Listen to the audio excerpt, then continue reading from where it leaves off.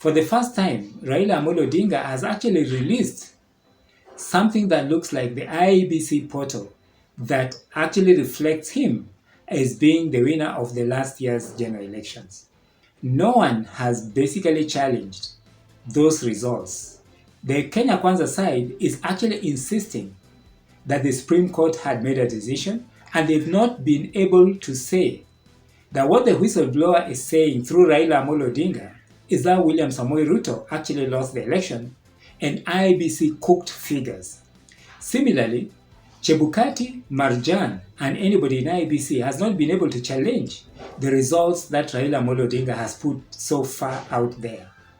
What really has made William Ruto change his mind is the fact that the IEBC had actually messed up with the last year's general election.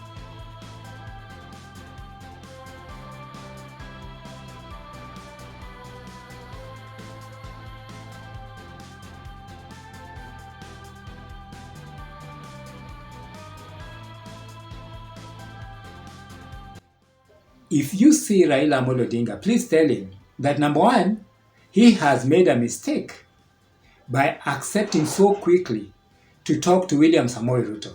He made this mistake in 2007 when he clearly won the elections of 2007 and quickly, without referring to people, agreed to have a negotiation with President Kibaki. Raila Amolo Odinga has made a mistake by hurriedly accepting that gesture of William Ruto to have a conversation without, number one, establishing the entire agenda, where the entire agenda should basically be discussion around elections in Kenya. When you talk about the commissioners alone, then there is a problem. In my view, I think that the entire electoral thing, that is the entire IEBC, should be scrapped and new voter registration be undertaken by a new body. There is no point of actually just having dancing chairs with the commissioners, yet you know very well the secretariat itself is rotten in the sense that they are not transparent, in the sense that there's something wrong with the entire voter register and servers and everything.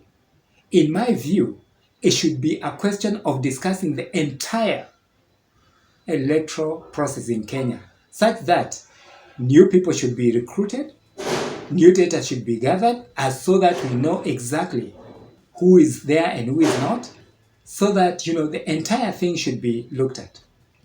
The other reason why I say Raila Amolo Odinga rushed is if indeed the results of the whistleblower have not been challenged, then it means that Raila Amolo Odinga is right in terms of having won last year's election.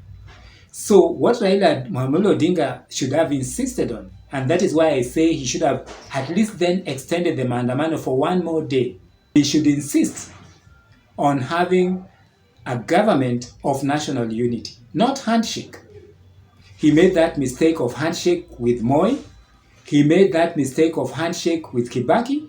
He kind of handshook Uhuru Kenyatta, which, by the way, for that one I give him. I think it was right, for reasons that I will say in another video.